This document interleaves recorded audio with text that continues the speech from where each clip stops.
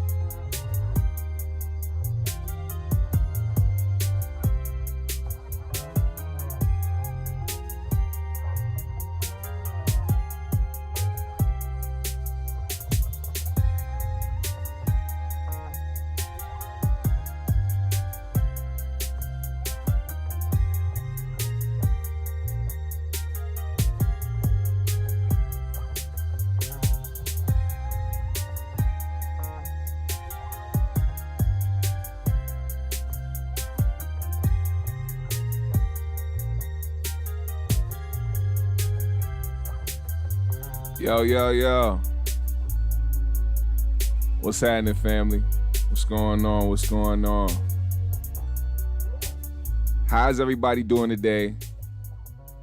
It is a wonderful Saturday. We always start off with positive energy, good vibes. I hope everybody's doing well. Hope everybody's in a good headspace. I hope everybody's just overall doing amazing today, man. It's the weekend. I hope y'all doing some shit that's fun and at least making some money just a little bit. You know what I'm saying? It's Saturday, you should be relaxing, but you still got to get some of that money too. You know what I'm saying? What's cracking? First time tuning in. What's up? USNC in the building. I see a few of my GMS family already in the building too. Social Media Boutique, Lady Aries, J.R. Miller, my moderator, and the new moderator, Black Man America. What's happening, man? What's going on, y'all? We got some stuff to talk about, man. Some important stuff to talk about, man. Shout out to everybody tuning in. Mark the Boss, E. Reed. What's happening, man? What's happening? So look. As some of you may have heard already, there was a little bit of controversy surrounding NFL cornerback Richard Sherman. I want to get to this because it seems like a lot of this type of stuff happens, not the same exact way, but it always ends up being somebody in the NFL that is just, you know, coming down to a point where they snap. Now I know a lot of the stuff surrounding CTE and, you know, a lot of the stuff surrounding, you know, just mental health, you know, when it comes to these players and the things that they're doing. I understand that. We also have to talk about the obvious bias when it comes to these things happening between black players and white players. What's up, B Skrills? By the way, B Skrills, you didn't. I don't know if you were here yesterday, but you were the one that won the free GMS shirt. Your GMS comment on the video of us getting 1,000 subscribers, you got chosen randomly. So I will be sending the shirt out to you, B Skrills. Get in touch with me, message me on one of my socials or whatever, and I'll get your information. I'll send you one out ASAP. But bars to market, what's happening? So first, I want to say that it usually always ends up being, most of the time, it really ends up being the people that you would least expect going through some shit like this. One of those people specifically, as this video says, Richard Sherman is one of those people. I knew, for one, Richard Sherman is one of those people that has been entertaining to watch, not just for his level of play, but also just the way that he is, you know, post-game interviews and, you know, off the field, things like that. We've seen some few things, but all of it had to do with surrounding football. So what up, Theodore, Nora's son? What's happening? So now we see him get into a situation that seems out of his character. A lot of people vouched for him. A lot of people showed their love for when the situation happened. But I want to be able to show exactly what happened. And I don't know if I'll be able to play the actual 911 call. I don't know, but I'm going to see if I can. First, wait, let me read this comment. USMC says, mental illness is a motherfucker. We can start wars in other countries, but can't help the poor in our own backyard. Help the poor in our own backyard. Salute to Richard Sherman for bringing awareness to mental health issues. Exactly. So we're going to play what happened, man. There was a situation between him and his family. And for one, I will say whoever leaked this footage out, because it's of the Ring doorbell shit. Somebody had to be somebody in the family or somebody got the footage and released it. So we're gonna watch it here real quick.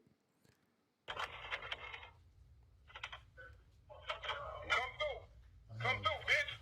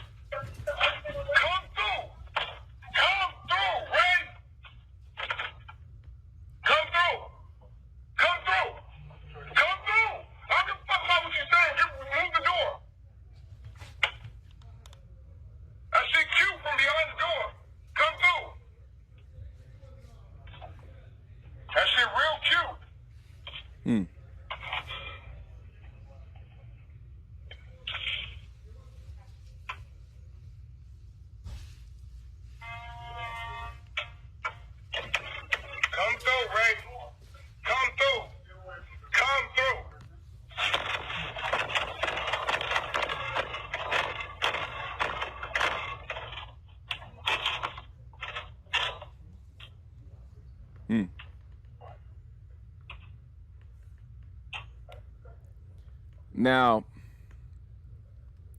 one thing I want to say about this video is that if this man was really going through something, who is the other person on the other side of the door seemingly antagonizing him? I want to know that. That's something that because if this was a situation where he was just acting out erratically and something snapped in him, that it like had to do with maybe a case of CTE or just having a mental breakdown or something like that. Anybody that is having an episode and is something like that, there will be nobody on the other side supposedly antagonizing them. Clearly somebody was saying some shit on the other side of that door that was pissing him off. And you can hear it. He said, that shit is real cute from behind the door. Nobody says that unless somebody's saying something to them that they don't like. Now, I'm not excusing his actions because there's always a way you have to go about things. But I will say, don't be the person to talk all that shit and then lock yourself behind the door. It seemed like somebody was talking shit and locked themselves behind the door. And then we seemingly have a 911 call and a Ring doorbell video. JR said, if he was a lineman, the door would have been gone. Bars asked if Richard Sherman has CTE issues. I have no idea. Nora's son said, no offense, fellow GMS, but he was beefing with the in-laws. Her father name is Ray. He was telling Ray to come through. He was popping off on the phone to him while he was talking to his wife. Yeah, I heard that too. I heard about that too. Bianca said CTE can't be diagnosed until after death, I believe. That's crazy. Yeah, because they have to examine the brain and shit. They have to like pick apart the brain and shit. So that's another scary part about CTE. They literally have to pick through your brain to see what shit didn't cross the right way. So you really don't know. And yeah, and you know, Black Man just said he's seen this in real life countless times, man. They're like, this has been something. This is another reason why I don't think anybody in the public took it as serious as they would have. A situation such as this, you know, that could have been like a you know, like a domestic violence situation. You know what I'm saying? Like a real actual like domestic where he actually put his hands on somebody. You know what I'm saying? They got a video and they got a 911 call that was saying he was unarmed and that he was drinking. And he also, or his wife also had to let, even in the situation she was in, you know, let's say she was fearing for her life at that moment and felt like at that moment Richard was against her in that moment and felt like she could have possibly been harmed just based off of his actions at the time. She still had to tell the police, hey, he doesn't have any weapons. Don't kill him. Like she had to let them know, don't kill him. And that just goes deeper into a trauma that we have to deal with and then on top of that, that's just like, I mean, the trauma that it is how we have to deal with police, period. You know what I'm saying? You still have to think about that in a moment when you're calling for help. Yeah, I'm calling for help, but I also need you guys to understand that I don't need you to kill anybody. Don't kill him. It's crazy how that happened. I'm gonna play it. I'm gonna play it once I scroll down. USMC said, "Do you think that video footage will tarnish? Sorry, I read that wrong. Will tarnish Richard Sherman's career? I don't think it will. Hell, Big Ben from the still. We gonna get into that. We gonna get into Big Ben. We gonna talk about some other people as well who have been through some things, who have had their situations kind of swept under the rug, and they've actually done some things that should have been damaging to their career. I don't think this will be damaging to his career because of the simple fact that he's gotten a lot of outpouring of support from not just his community, but everybody, you know, around. Because I think, for one, people were relieved at the fact that he didn't hurt anybody. If anything, he probably fucking bruised up his fucking hands. If anything, you know what I mean? So with that, I mean, I feel like he was lucky in that sense, because they wait for shit like that. They're waiting for the headline to say, you know, Richard Sherman brutally beat his wife outside of his in-laws' house. They were waiting for that. I'm pretty sure they're waiting for that. They couldn't help but to wait for some shit like that. But I'm glad that did not happen. Thank God it didn't happen, man. But we're gonna get to the 911 call because I want y'all to hear that. Nora's son said, Richard Sherman is not crazy, but the in-laws got involved with his disagreement with his wife. Dude is a super overachiever. They setting him up to rip him a new financially. Sad look media gonna do. Yeah, I don't know. I feel like there is some type of support behind him. So hopefully this isn't gonna do too much besides, you know, bring more awareness to mental health. Hopefully. Yeah, it sounded. Bianca said it sounded like his wife wanted to keep him safe if police came. You are right. That is exactly right. Let's see if we can get to this 911 call, man. I was gonna I was gonna show his statement because he put out a statement. I'm gonna get to that, but I want to get to the 911 call. There's a bunch of people with the memes and fucking jokes and shit. Oh my God, no, he didn't. Okay, we're gonna play this. I'm sorry, but we can't do this show without some type of controversy in the middle of it. I need to play this video just because I saw this motherfucker's face. Let's see. All right. Upon releasing Richard Sherman from custody Thursday evening, the presiding judge hailed the football star as a pillar of the community. Police arrested Sherman after the free agent cornerback violently tried to break into the home of his in-laws, threatened to kill himself and harm his wife, and drunkenly wrecked his Mercedes at a construction site. Something is clearly wrong with one of Seattle's pillars. Fortunately for Sherman, he plays for the right political team. That team is going to protect Sherman at all costs. That team is what I call the alphabet mafia. BLM, LGBTQIA plus INCA. Oh my God, man. Jason Whitlock, you funky lard swine smelling, can't talk because your tongue weighs 20 pounds, having cottage cheese under your arms, storing pancakes in the morning is a must having ass coon. I can't stand Jason, man. But anyway, I'm not even going to spend no time talking about him. I just felt like saying that about him because I saw his undesirable face scroll across the screen. Maybe I should just type in 911 call. Maybe I should just do that. Maybe I should just do that, huh? Everybody was talking about the fact that the dispatch was fucking trash. Trash. Bro. I'm not gonna say nothing. Y'all just gonna have to listen. Y'all gonna have to listen. 911, what are you reporting? I need officers to my house now. My husband is drunk and belligerent. Threatening to kill himself. Stop. What's the address? Are there any weapons? Stop. There's no guns. I'm saying there are no weapons, ma'am. There are no weapons. You need to stop interrupting me so I can get the information I need to get officers expedited. I need officers here now. What's he doing that you think he's going to harm himself? He's being aggressive. He has sent text messages.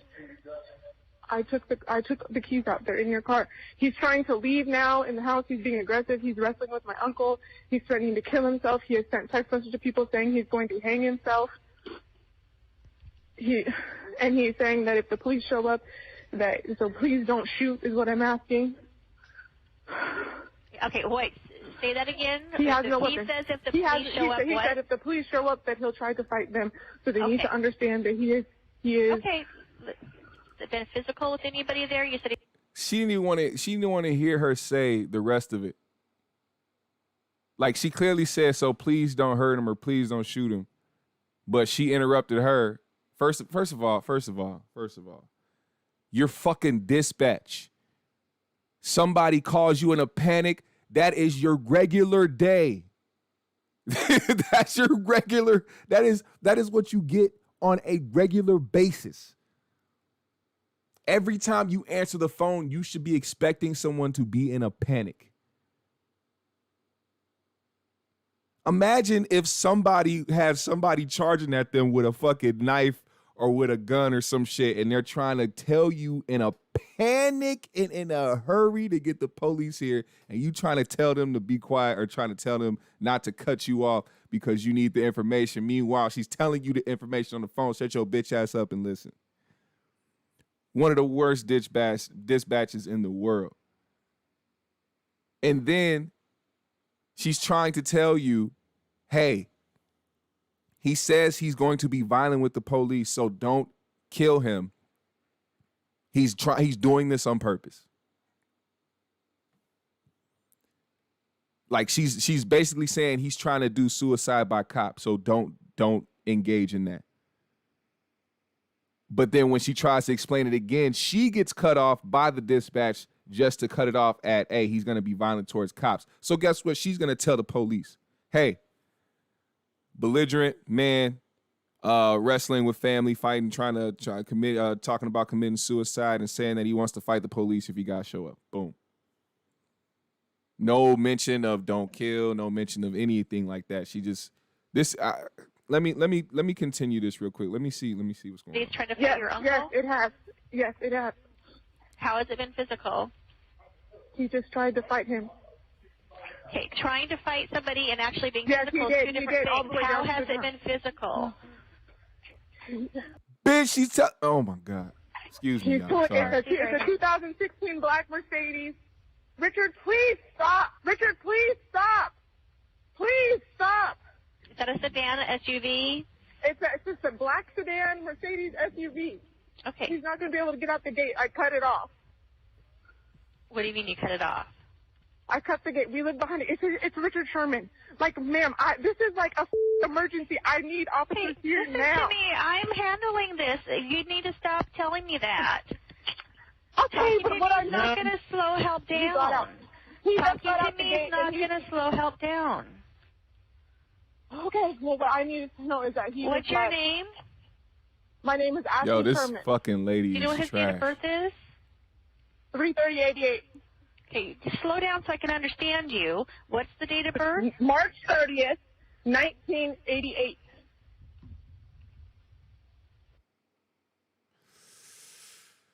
Oh my God.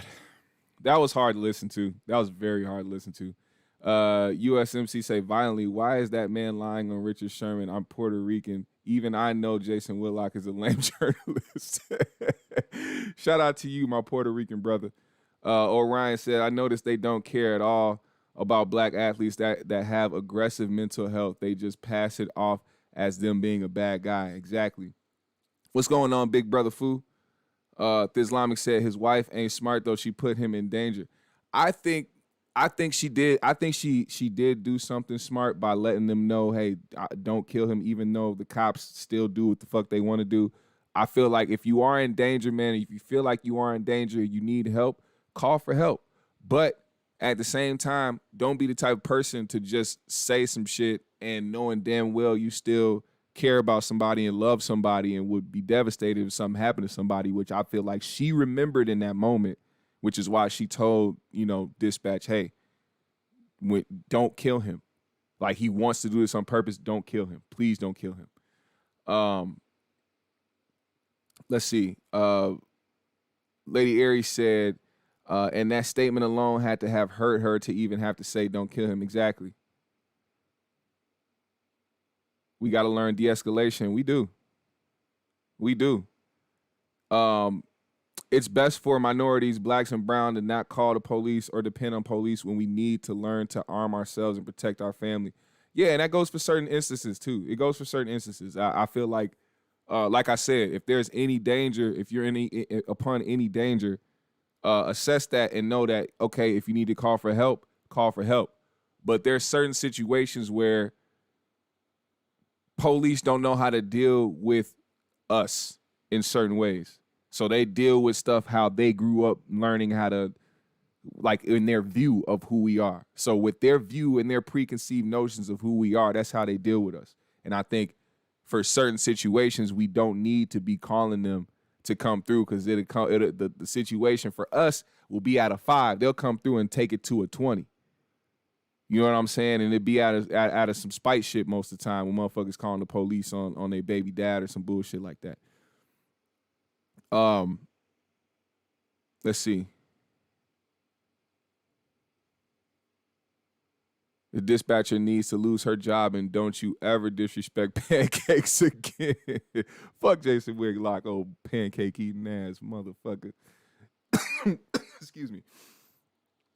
Fusa said, wait, he said what?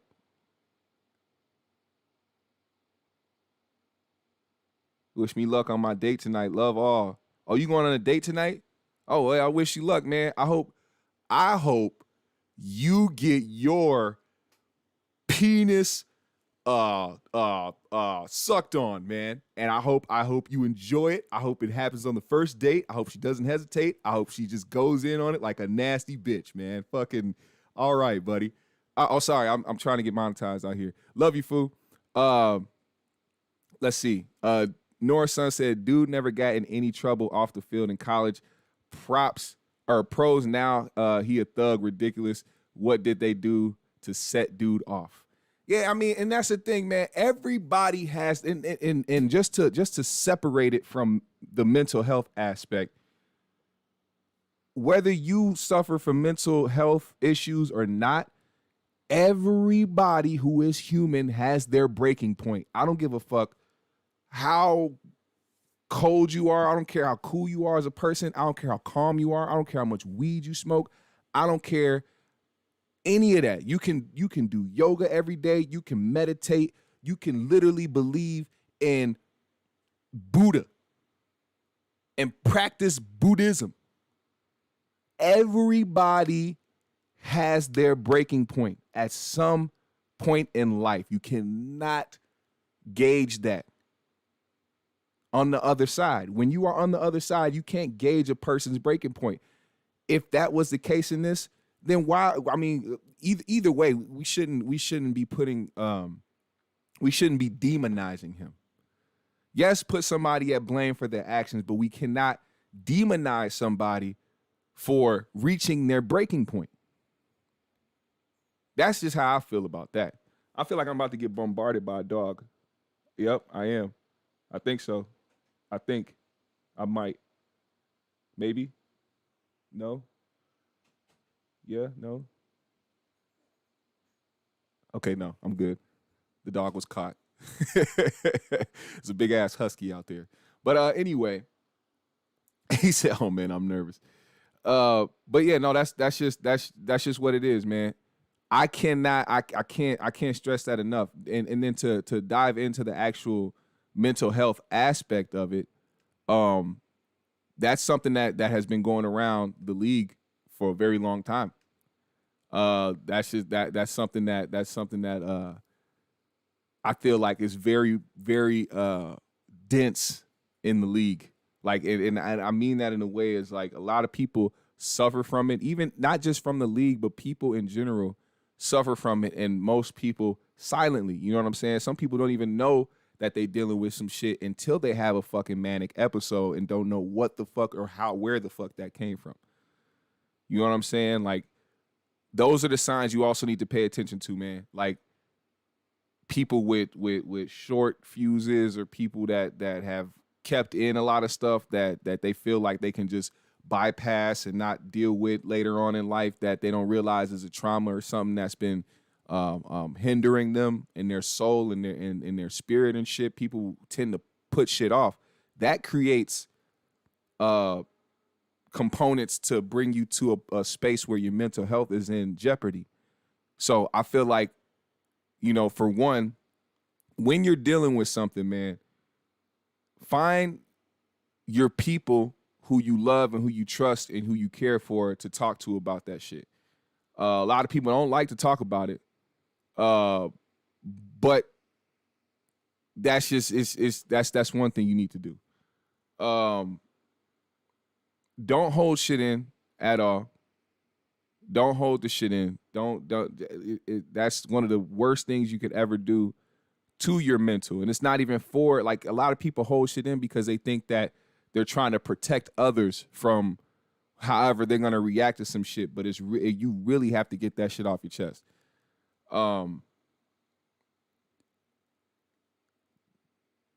Black people specifically don't find it to be popular to talk about therapy, or even try to look into therapy. I think that is one of the smartest things we can do, just given the fact that we have gone through so many traumatic things in our life, and we deal with trauma right now, and we are conditioned to a certain extent. There's different levels to it. You know what I'm saying? Like, it's one of those things that really, I think will really benefit us as a community. What is this? Five Life say, nigga, y'all don't know anything about mental health. That nigga was drunk. I mean, we brought up both the instances. We said either he was dealing with a mental breakdown or he reached his breaking point. I don't know what time you hopped into the live, my brother, but you should have been listening. Yeah, no, that's basically kind of like where I want to go with that. I really want to push that for us as a community, because it's really important that we continue to deal with these traumas. I feel like those are certain things that have held us back, you know, as well as certain things in the past. But now we have been conditioned to a point where we don't even want to deal with certain traumas and certain things that we've been dealing with in our lives, and just want to move on from it and think that we just strong enough to get through it. Yeah, we are strong people. Yeah, we are resilient people. Yeah, we make shit happen, but we also need to take care of ourselves in a way where, we can really last out here and really create some type of generational wealth for our families. I cannot stress that enough. Now, I'm gonna read this statement Richard Sherman posted on his Instagram, or I think it was on his, on his Instagram or his Twitter, whatever page. He says, "I am deeply remorseful for my actions on Tuesday night. I behaved in a manner I am not proud of. I have been dealing with some personal challenges over the last several months, but that is not an excuse for how I acted. The importance of mental health and emotional health is extremely real, and I vow to get the help I need. I appreciate all of the people who have reached out in support of me and my family, including our community here in Seattle. I am grateful to have such an amazing wife, family, and support system to lean on during this time." Signed, Richard Sherman. Now, I don't put it past him from having any type of mental issues. I never will. And that's one thing. I'll never be the type of motherfucker who's sitting at home with my whole entire life going on, thinking I know what somebody is going through who I have no idea, never met, never spent a day with them. You know what I'm saying? I'm not going to say this person doesn't suffer from mental illness and that he was just drunk. I have no idea what the fuck Richard Sherman goes through off the field at all. And I'm never going to put it past anybody to be going through some shit and not, like I said, a lot of people don't talk about the shit. A lot of people hold it in. But everybody does have their breaking point, and maybe he reached his breaking point. Now, let's talk about this. Let's talk about this, man. Because certain things kept being brought up during this instance because we've seen certain things go down in sports where people have actually done horrific things, but it doesn't get put up on the same pedestal, so to speak, as certain players. I don't know if you guys remember who Chad Wheeler is, but Chad Wheeler damn near, allegedly, I guess, but damn near beat his girlfriend to death. And he is now pleading not guilty for domestic violence, even though it's very clear what happened. Black man said, black athletes have to ignore a lot of racism while having to be quiet to keep the bag. Exactly. Five said, it's easier to say mental health, emotional health than to say I was drunk and this bitch and her daddy pissed me off. Hey, it could be, man. Could be. Who knows? What's good, Bloodbath? USMC said, nothing wrong with asking for help from your loved ones. If you're dealing with trauma, we as men, a lot of us think if we ask for help, that makes us weak or it makes us a beta. That is very true. I think we deal with a lot of stigmas as men. And I feel like what happens is we think way too much about the opinion of another man instead of really trying to take care of of ourselves. A lot of men will deal with mental issues silently because they don't want to look like a bitch. And I don't know who started that narrative. I don't know how that's a stigma within men, but we are human, man, and we all deal with shit that I feel like we need to address and get through. And that's very important. That's very important to me.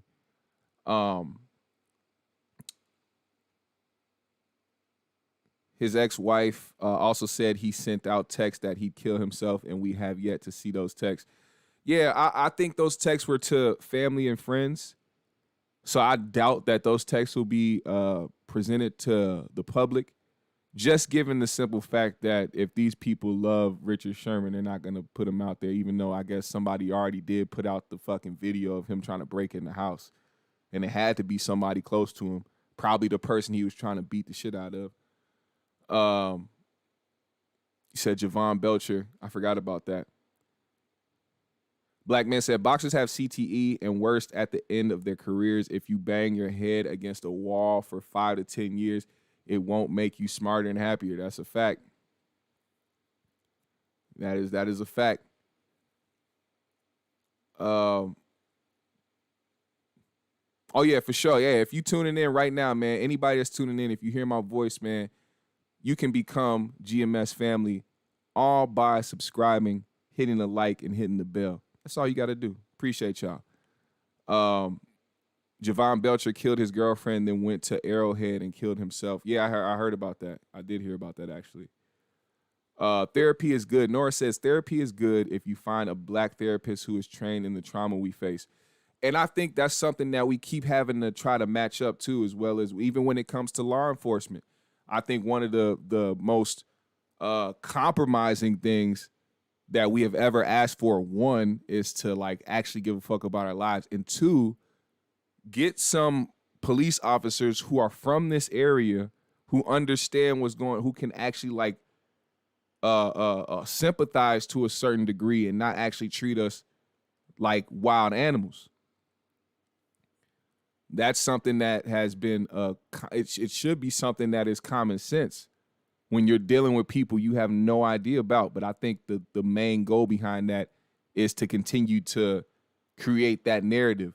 Like I had to tell somebody on the show yesterday, black on black crime, that is something that has been a bad narrative that has been it continues to plague our people, because it was something that was created to make us seem like animals, when it is every single race out here who does foul shit. Like, I don't think people really understand, and I think that falls into place with conditioning as well, because it's not just white people that say it. I see a lot of black people talk about, man, boo, well, black people be killing black people all the time. Yeah, we know that. We know that. But that's like sitting up here talking about if the police continue to kill people just because they killed them, they were out there having violence between each other. Okay, well, go over to an all-white neighborhood, or go over to all Mexican neighborhood, or a motherfucking all Muslim neighborhood. Like, what do you mean? Like, if you have a neighborhood full of the same people that look like each other, you're going to have crime amongst those same people. An entire community. What do you mean? There's no such thing. If you've never heard the terms white on white crime, Mexican on Mexican crime, Asian on Asian crime, Muslim on Muslim crime, Russian on Russian crime, Australian on Australian crime, motherfucker, that is a problem. And that is a direct attack on us as a people. Because when you say black on black crime, you're literally lumping us all together as violent criminals. So when people go out there and start saying shit like Black Lives Matter, not the organization, we're not talking about the organization. We're just talking simply about the lives. We can go out there and say Black Lives Matter and people say all lives matter. What are you talking about? You guys are vicious.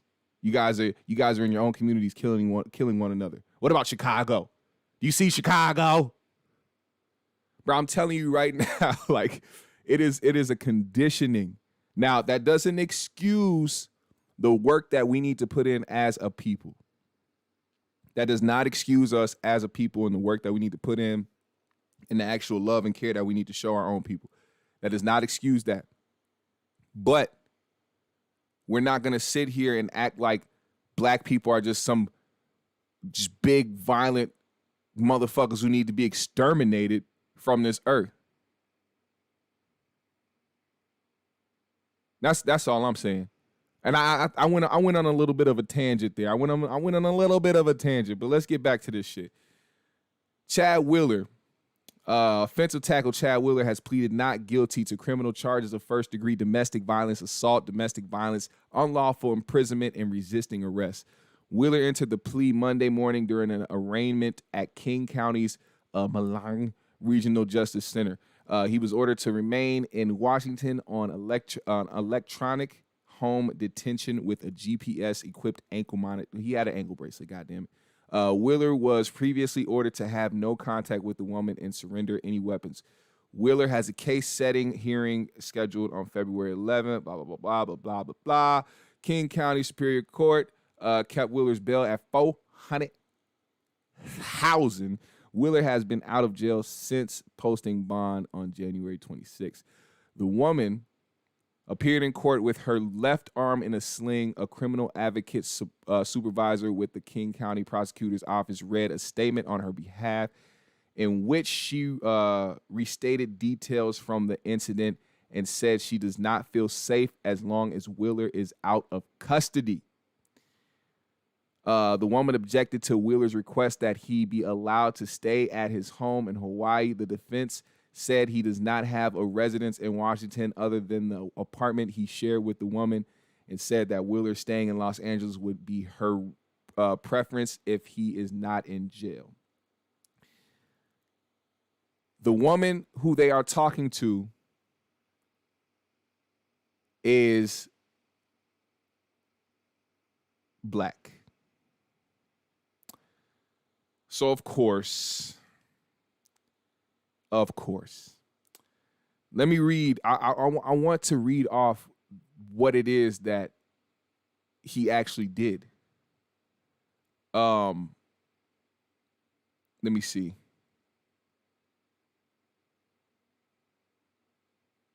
All right, here we go.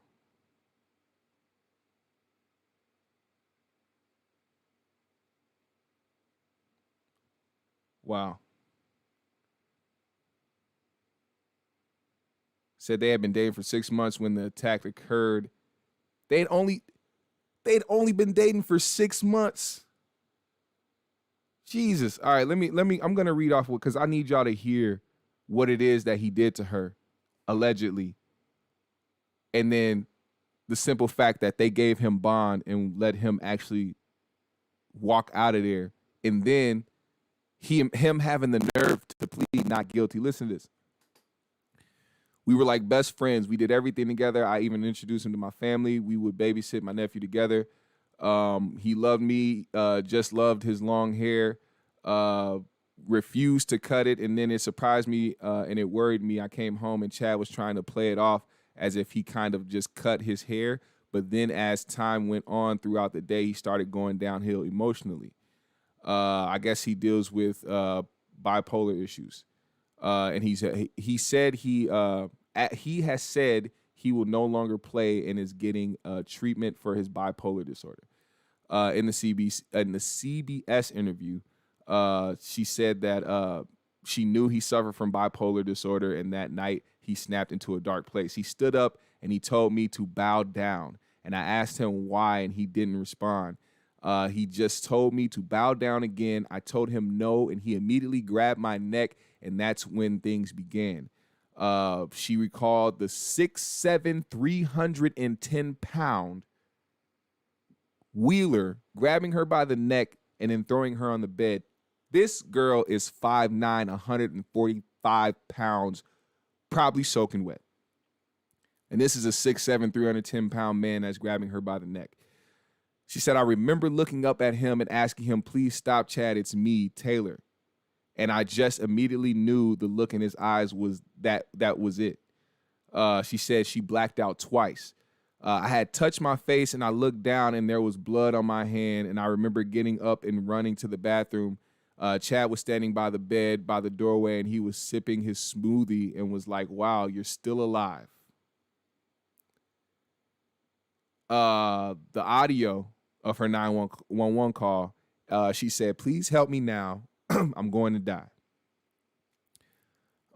Taylor says she made the call after locking herself in the bathroom, also texting her family and Wheelers for help. Police stated Wheeler initially resisted their commands, and it took 3 officers to restrain him, though he was reported to have continually apologized during the arrest. Fuck your apologies. What are you talking about? Why does that even matter? Asked if she felt the attack was due solely to Wheeler's bipolar disorder, Taylor said, to be honest, I don't know. He went and ate dinner after doing this to me, and he didn't take the same approach with the cops as he did with me. AKA, if you're having a manic episode and you're violent and you just got violent with her, but you didn't get violent with the police that had to actively restrain you, was it you dealing with your bipolar disorder, or was it just you feeling like, hey, you know what? I'm just going to do some fucking foul shit. How do you say, wow, you're still alive? That part is what fucked me up when I first heard about this story and read about the story. And then to hear that he actually was able to get bond. You know what I'm saying? Like that's the crazy part about it. I don't understand how that even happened. Let me see what y'all say. Sorry, the comment section keep freezing up. But that's one instance. We're gonna keep going. Do you guys remember the Giants kicker Josh Brown? Do y'all remember Josh Brown? There was a story that broke back in 2017. Josh Brown was suspended for one game initially. One game. There was a story that came out that he domestically assaulted his wife, I believe, wife or girlfriend. And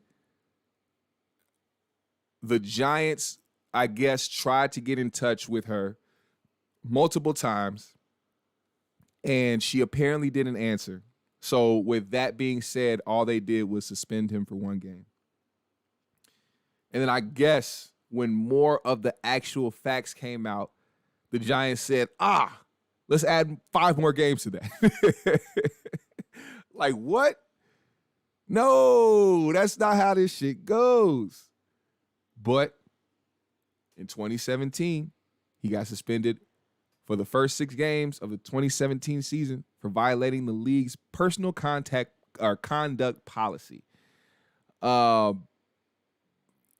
NFL suspended Brown for the first game of 2016 after the league investigated an alleged domestic violence incident between Brown and his wife in 2015. So all this shit happened in 2015, but they suspended him for one game in 2016 and then was like, you know what? 2017 season's coming up. Let's just give him 6 more games to quiet these motherfuckers down. In October 2016, the King County, Washington Sheriff's Office publicly announced it had closed its investigation in connection with the incident. As part of its report, the Sheriff's Office released a volume of documents which previously had been withheld from the public by the NFL. The NFL said, you know what, we're going to protect ours. The documents contain information regarding a series of other incidents involving Brown, separate from the May 2015 incident that they already knew of. The NFL.com obtained 165 pages of documents from the King County Sheriff's Office in October regarding Brown's arrest. It included a signed document in which he admitted to physically, verbally, and emotionally abusing his then wife, Molly Brown. So even after that, even after finding out this information, the NFL was still like, you know what? Let's keep that under wraps. And then we'll just suspend them for like 6 games in the beginning of the 2017 season. And then we'll just let them ball out. While withholding this information from the public. Meanwhile, I don't even have to say it. I don't even have to say it. You know how it goes. They protect their own. That's just how it goes. It's ridiculous. And they said, yeah, exactly. He was beating his wife daily. He was a habitual beater. He was a habitual wife beater. Like, real talk. And they was like, you know what? We're just going to suspend him for 6 games. Ridiculous. Let's get to the golden child of protection.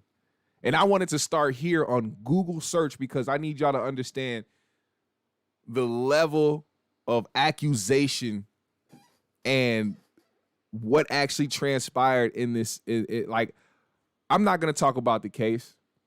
because clearly he has done a great job at using his money and connections to make it so that when you type in Ben Roethlisberger, nothing about his court case or his allegations come up on Google search.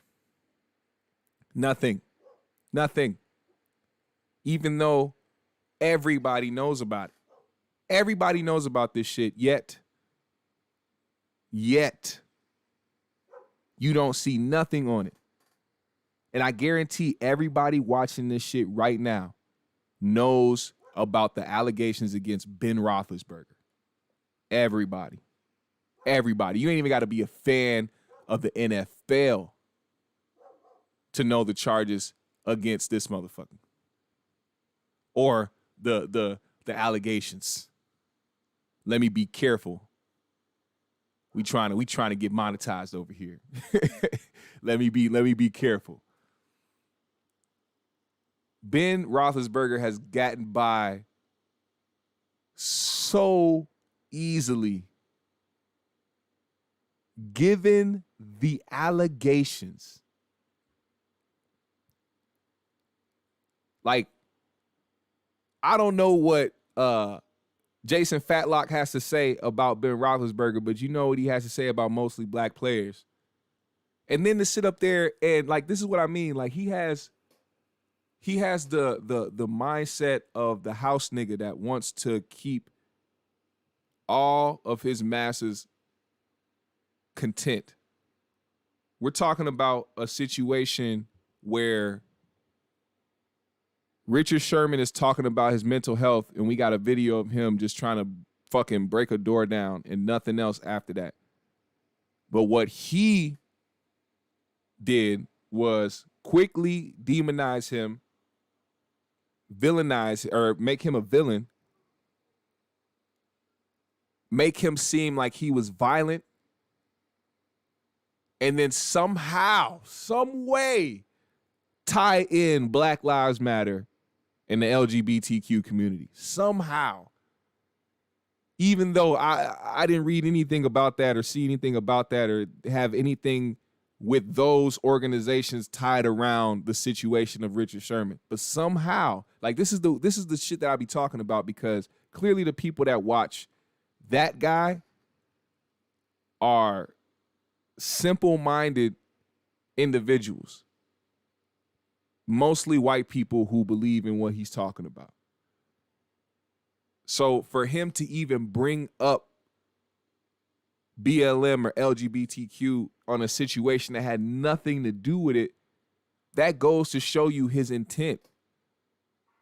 That goes to show you his purpose. What it is that he's trying to do. Another parasite in this world. Jason Whitlock is another parasite that goes along with Jesse Peterson and Candace Owens, all them people. I've never heard him say anything wild about Ben Roethlisberger. And if he did, hey, that shit missed the airs. It missed the airs. I didn't hear shit. Let's see this. US, let me read some of y'all comments. My bad. I'm going in. USMC says, scratching my head, systematic racism is alive and well, and it's out of pocket.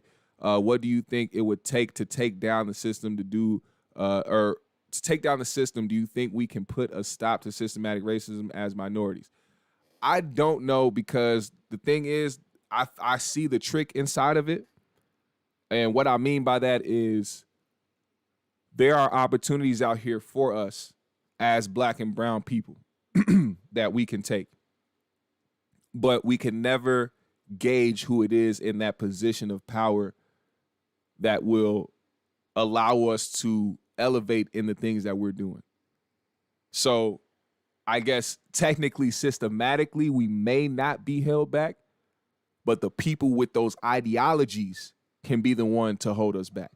That's what I have been bringing myself to believe nowadays, because I know the money's out there. I know there's shit that we can be doing as a people, and we don't have to be subjected to the main things that people feel like we should be doing, like being in the entertainment industry or being in sports or being out here on social media trying to dance and be a fool for the internet to try to get money out here, because they think all we do is contribute to the culture and entertainment industry and rap and sing and fucking dribble balls and throw them.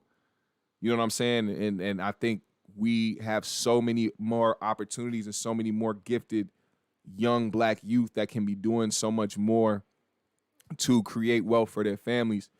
But I think we also have to watch for the people. We have to start taking certain people out of positions of power that can potentially hold us back from reaching the next level of the shit that we doing.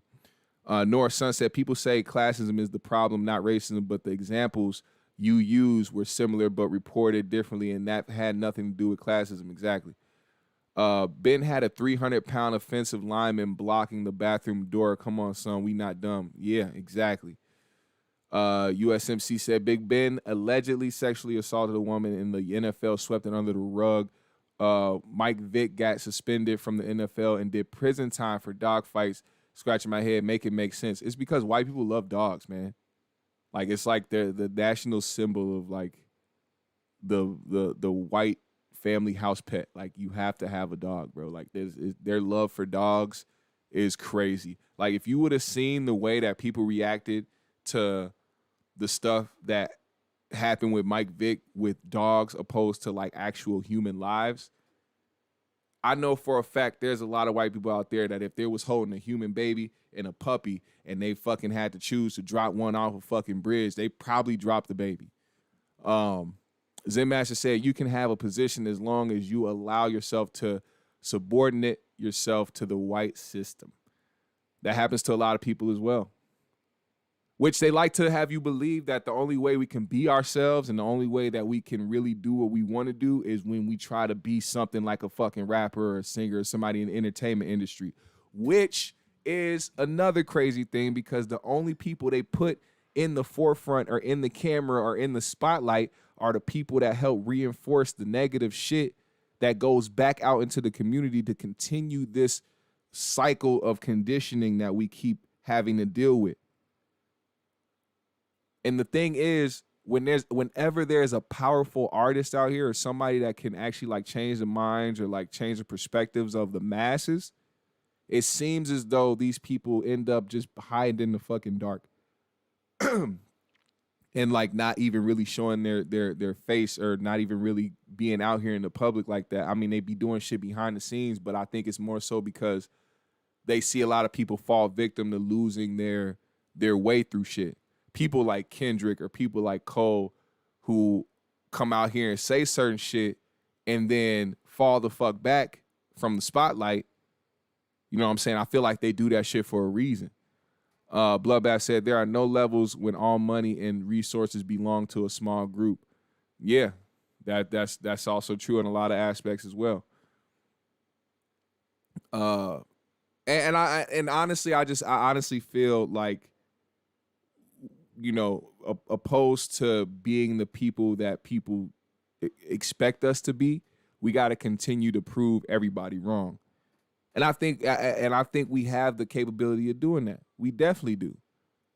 We just need to kind of change the way people think and people's mindset with shit and the way that we present things to the community. We do a lot of shit that reinforces a lot of the negative shit that we hate. That we literally deep down hate. Like we put it up there because it's like for some reason it's like a validation thing or something that makes people look cool. Like, yo, we out here doing this and that. But at the end of the day, it's very detrimental to us. You know what I'm saying? And we gotta maneuver through that shit. Black Man said, when I realized that slave movies are for white people, they like to remember when they owned us and beat us and beat on us. I've then realized everything is based on what white people like or dislike. Yeah, every slave movie that has been put out by white people has been like prominent in certain communities. And then when one comes out that's like fully directed and like written by a black man, they literally come up with a Me Too smear campaign on a person they know damn well in his court case got everything dismissed because the person that accused him of what they accused him of was lying. Damn, I forget this brother's name, man. I gotta look this movie up. Fuck. What is the movie, man? And somebody help me. It was a movie. It was a slave movie, man. It was a slave revolt movie. The brother that starred in it and wrote it and directed it, they tried to run a smear campaign on him and try to say that he sexually assaulted a woman, but the court case already happened back in college. I think it was in college, and they proved her to be wrong about what she accused him of, and the case was dropped. But because they have that in the system, for some reason, out of the whole entire time this dude has been in the entertainment industry, making movies, writing, and all that shit, the moment he comes out with a movie and starts to run on the campaigns to start Birth of a Nation, that's the movie. As soon as that happens, they come out with the story and say that this happened. He was accused of this.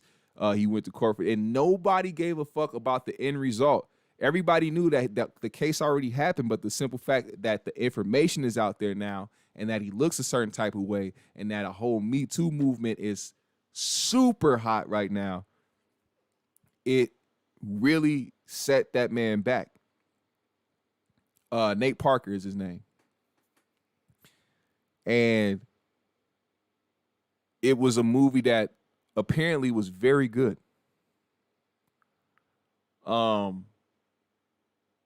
But it's a revolt movie. It's about the slaves fighting back. Nobody liked that back in the day. Nobody liked the slaves fighting back in the day. That don't make sense. Why would they like to watch slaves fight back? The same reason they don't like to watch people march down the street and yell Black Lives Matter. It scares them to see us actually know what's going on. Oh, the wool isn't over their eyes anymore? Shit. What are we going to do, Ron? I don't know, Jim. We might have to put a fucking Black Lives Matter sign in our window in front of our house to let people know we're in solidarity. I know y'all have seen that. I don't know actually, but given where I live, where a lot of shit went down, where this was ground zero for a whole brand new revolution after George Floyd died and all the shit sparked around the fucking country, I saw so many Black Lives Matter signs in people's houses, in their windows, on they fucking mailboxes, they front doors, fucking like the you know those vote for so and so signs that people stick in their yards. They had the Black Lives Matter sign stuck in their yards. A lot of people was doing that because they was scared, man. Scared. I drove through the suburbs, whole white towns, seeing random Black Lives Matter signs because people were scared that the shit might move out into the suburbs. Knowing damn well these people really don't give a shit. You know what I'm saying? Like, it's a protection thing now. It's crazy. Let's see. What am I missing? Let me come back over here. He said the first charge or the second charge being got. Shit. USMC said, I think we as minorities need to learn to support our own people instead of supporting white corporate America. We can thrive and do good for our people and community. Oftentimes we want a discount. That's true. That's true. That's one thing we do have to come to terms with too, man. We have to start looking at Black-owned businesses just like all the other businesses in the world.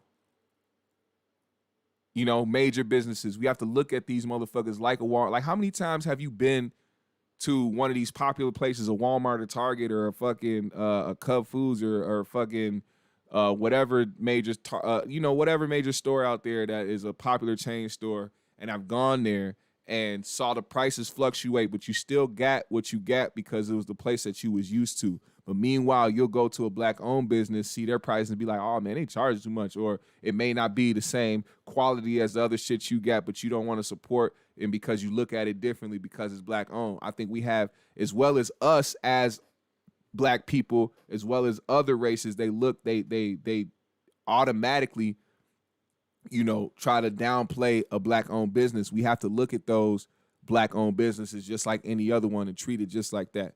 You know what I'm saying? We have to. That's the only way that we can continue to thrive or actually have a multitude of black-owned businesses thrive out here. Let's see. Black America, Judas and the Black Messiah wasn't about Fred Hampton. It was about the FBI and the snitch. They marked it as a black movie just to see them kill Fred again. Yeah, I heard that too. I heard that analogy as well. It was definitely about the fact that they killed that man for nothing. But they tried to market it as a black power movie because of everything that was been going on. JR said, I've seen a lot of those signs when I worked for Amazon. I was all up and down Cedar over South. Nothing but whites had them. didn't see none delivering to a black home. He said, go northeast, bro. It's in every window. Yeah, man, it's signs everywhere, bro. It's signs everywhere. And a lot of it is because people are fucking scared. That's the funny part. Like, I don't think people understand the obviousness of it. Like, Black Lives Matter, like the saying Black Lives Matter has been around for years, but it took until 2020 and 2021 for people to be like, all right, fuck it, Black Lives Matter, man. I'm terrified. They're starting to burn shit. Like, motherfuckers got scared as hell. It's funny because I'll see it in people's window and be like, whatever. Whatever, man. Whatever you're talking about, Bob. I don't believe you. I don't believe you. I don't believe you think Black Lives Matter, man. But with that said, man, GMS family, man, once again, hell of a show, man. Very, very great show. Thank y'all so much for the input, GMS family. You know what time it is. If you participated in the chat or if you didn't participate in the chat, now is your time because this is the shout out hour. Please put the GMS in the comments right now. I want to see GMS all in the comments. I'm finna shout out everybody who was in the chat and everybody that puts GMS in the comments right now. We just had a great discussion, man. And we're going to continue the discussions too, man. It's not over from that point, man. This stuff never stops, man. Mental health is real, and I hope y'all really out there protecting y'all mental health at all costs. Don't let it take you down. Don't let it bring you under. Control that shit. Find out what the problems are. Figure out your traumas, man. And hopefully, I hope and I pray that y'all get past it, man. Blessings to all. It's shout out hour. Put the GMS in the comments. Let's go. Y'all was lit in the comments today. Shout out to Social Media Boutique. Shout out to Lady Aries, J.R. Miller, Black Man America, USMC, Mark the Boss, E. Reed, Arius Allen, B. Skrills, Bars to Market, Theodore, NYC, Nora, Son, I See You, Binky, Bianca, I See You. GMS family, man, the habitual pull-uppers, always, JG in this motherfucker, man. What's really happening? Cyrus pulled up, man. Oh, I didn't see that comment earlier. He said, what do I think of Tommy Sotomayor? We'll probably talk about that one day. The Islamic, B. Skrills, King Otto. He said, yo, what up, GMS? Best live stream on YouTube. Thank you, my brother. Wonder Man. Shout out to you, Bad Seed ENT. Orion. Fooster Files. Good luck on your day tonight. I hope you get slurped up. Salvatruch. Zen Master. Hey. GMS family. Fife. Life.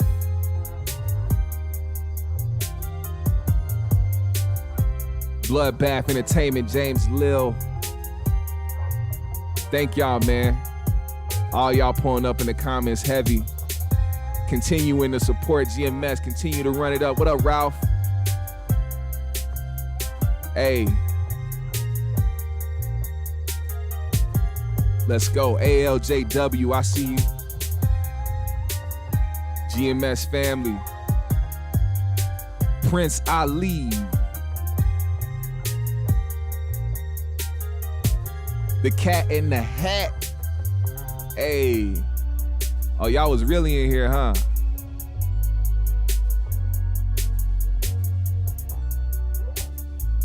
Oh, yeah. Oh, yeah. GMS family, man. Thank y'all so much once again for popping up and showing immense amount of love on the GMS show. You know I respect y'all a lot. It's always love, positivity. Go ahead and smoke some, because it's the weekend, baby. GMS family, we out. I'll see y'all on Monday.